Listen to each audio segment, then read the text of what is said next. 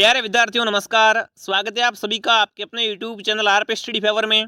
तो जो भी विद्यार्थी दोस्तों बीएसटीसी परीक्षा 2023 की तैयारी कर रहे हैं, बीएसटीसी की तैयारी करने वाले सभी साथियों के लिए क्लास इंपॉर्टेंट रहने वाली है। क्लास को पूरा देखना है और लास्ट में दोस्तों कमेंट करना आपके कितने सही होते हैं।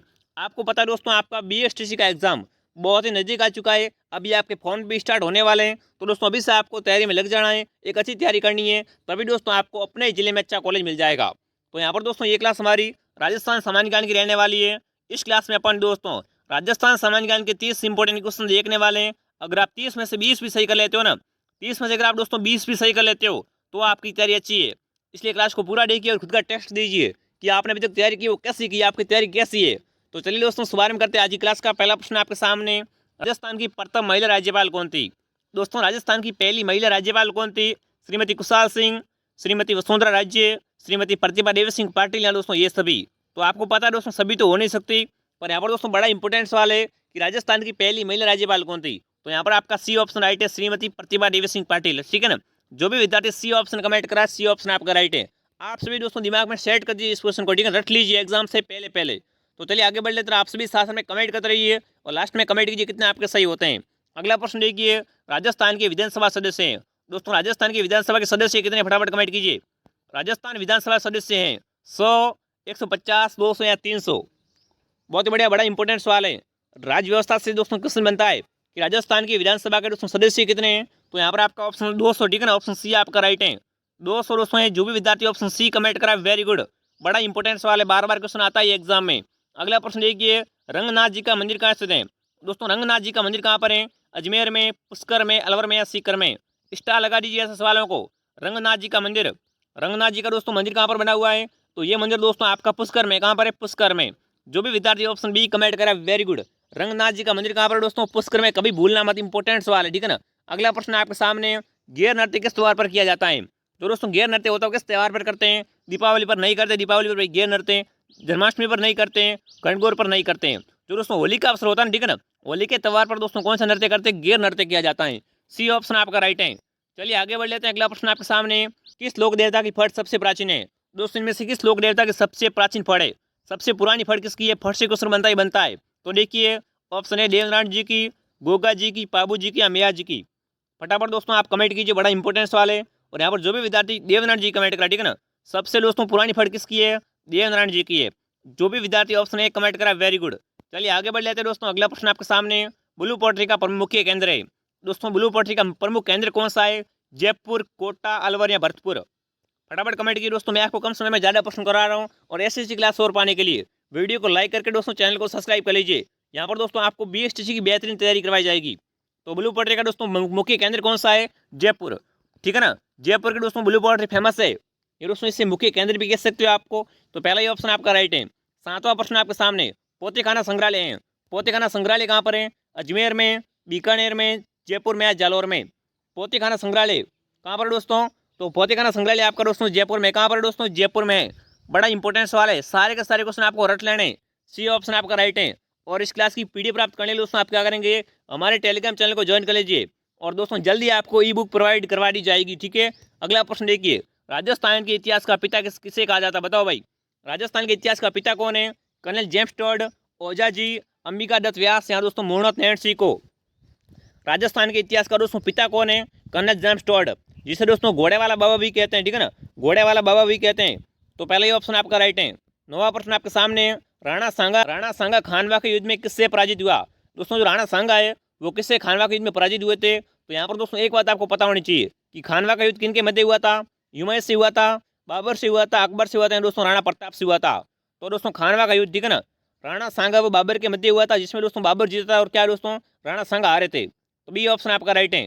चलिए दोस्तों आगे बढ़ लेते हैं। अगला प्रश्न आपके सामने आ चुका है, अलाउद्दीन ने किस किले को जीतकर उसका नाम खिजराबाद रखा?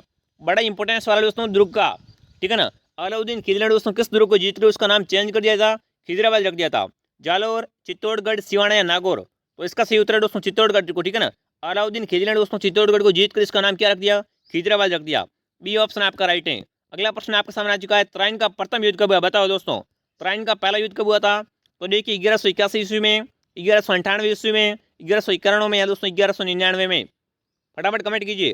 तराइन का पहला युद्ध कब हुआ था दोस्तों? 1191 में, ठीक है ना। 1191 में। जो भी विद्यार्थी सी ऑप्शन कमेंट करा, सी ऑप्शन दोस्तों आपका राइट है। चलिए आगे बढ़ लेते हैं, अगला प्रश्न आपके सामने। और दोस्तों आप सभी क्लास को पूरा देखिए, जरा सा भी आपको मिस नहीं करना है, काफी इंपोर्टेंस वाले दोस्तों ऐसे क्वेश्चन एग्जाम आते हैं। अगला देखिए, तनोट देवी का मंदिर कहाँ पर है? बताओ दोस्तों, तनोट देवी का मंदिर कहाँ पर है? आबू में, जोधपुर में, जैसलमेर में या पाली में? तनोट देवी का मंदिर कहाँ पर है दोस्तों? तो ये मंदिर आपका दोस्तों जैसलमेर में। कहाँ पर है? जैसलमेर में। सी ऑप्शन आपका राइट जाएगा। चलिए 13वां प्रश्न आपके सामने आ चुका है। राजस्थान का राज्य गीत है, बड़ा इंपोर्टेंस वाले, सभी को पता होगा ये तो। राजस्थान का राज्य गीत कौन सा है? केसरिया बालम, जन गण मन, वंदे मातरम, या इनमें से कोई नहीं। राजस्थान का राज्य गीत कौन सा दोस्तों? तो वो आपका जाएगा दोस्तों केसरिया बालम। पहला ये ऑप्शन आपका राइट है। चलिए आगे बढ़ लेते हैं दोस्तों, अगला प्रश्न आपके सामने। स्वामी दयानंद सरस्वती की मृत्यु कहाँ हुई? बताओ दोस्तों, स्वामी दयानंद सरस्वती का दोस्तों देहांत कहाँ पर हुआ था? कोटा में, भीलवाड़ा में, बूंदी में, अजमेर में? स्वामी दयानंद सरस्वती की दोस्तों मृत्यु का सवाल बनता है, तो इनकी दोस्तों मृत्यु कहाँ पर हुई थी, कौन से स्थान पर हुई थी? तो अजमेर में हुई थी, ठीक है ना। अजमेर में इनकी मृत्यु हुई थी। डी ऑप्शन आपका राइट है। चलिए आगे बढ़ लेते हैं दोस्तों, 15वां प्रश्न आपके सामने। अरबी फारसी शोध संस्थान है, बताओ दोस्तों अरबी फारसी शोध संस्थान कहाँ पर है? बीकानेर में, टोंक में, गंगानगर में, हनुमानगढ़ में? अरबी फारसी शोध संस्थान कहाँ पर है? तो ये दोस्तों आपका संस्थान कहाँ पर है? टोंक में, ठीक है ना। टोंक में, बी ऑप्शन आपका राइट है। चलिए दोस्तों आगे बढ़ लेते हैं, अगला प्रश्न आपके सामने आ चुका है। ऊंट महोत्सव मनाया जाता है, ऊंट महोत्सव कहाँ पर मनाते हैं? जैसलमेर में, बाड़मेर में, बीकानेर में, जोधपुर में? इंपोर्टेंस वाले दोस्तों, ये 2 से 3 बार एग्जाम आ चुका सवाल है। ऊंट महोत्सव कहाँ पर मनाया जाता है दोस्तों? तो ऊंट महोत्सव दोस्तों मनाते हैं बीकानेर में, ठीक है ना। सी ऑप्शन आपका राइट है। चलिए आगे बढ़ लेते हैं दोस्तों, अगला प्रश्न आपके सामने। व्रत राजस्थान के प्रधानमंत्री थे दोस्तों, व्रत राजस्थान के प्रधानमंत्री कौन थे? माणिकलाल वर्मा, टीकाराम पालीवाल, हीरालाल शास्त्री, दोस्तों गोकुललाल असावा? फटाफट कमेंट कीजिए। व्रत राजस्थान के दोस्तों प्रधानमंत्री का पूछा है, तो यहाँ पर जो भी विद्यार्थी, बिल्कुल जो भी विद्यार्थी सी ऑप्शन कमेंट करे, हीरालाल शास्त्री, ठीक है ना। व्रत राजस्थान के दोस्तों प्रधानमंत्री कौन थे? हीरालाल शास्त्री थे। सी ऑप्शन आपका राइट है, काफी इंपोर्टेंट सवाल है। अगला प्रश्न आपके सामने। एक ही आंदोलन शुरू हुआ दोस्तों, एक ही आंदोलन की शुरुआत कहाँ से हुई थी? कपासन से, मृतकुंडिया से, बदनौर से, या दोस्तों देशनोक से? एक ही आंदोलन का दोस्तों सूत्रपात है, इसकी शुरुआत कहाँ से हुई थी, ये आप कमेंट करेंगे। तो दोस्तों एक ही आंदोलन का शुभारंभ कहाँ से हुआ था? मृतकुंडिया से हुआ था। बी ऑप्शन आपका हो जाएगा राइट। चलिए आगे बढ़ लेते हैं, 19वां प्रश्न आपके सामने। बिलों के गांव का मुखिया क्या कहलाता है? जो दोस्तों बिलों के गांव होता है उसका मुखिया को क्या कहते हैं? गमेती, चीमाता, वालरा या गवरी? बिलों के गांव का मुखिया क्या कहलाता है? तो दोस्तों बिलों के गांव का मुखिया को क्या कहते हैं? गमेती कहते हैं, ठीक है ना।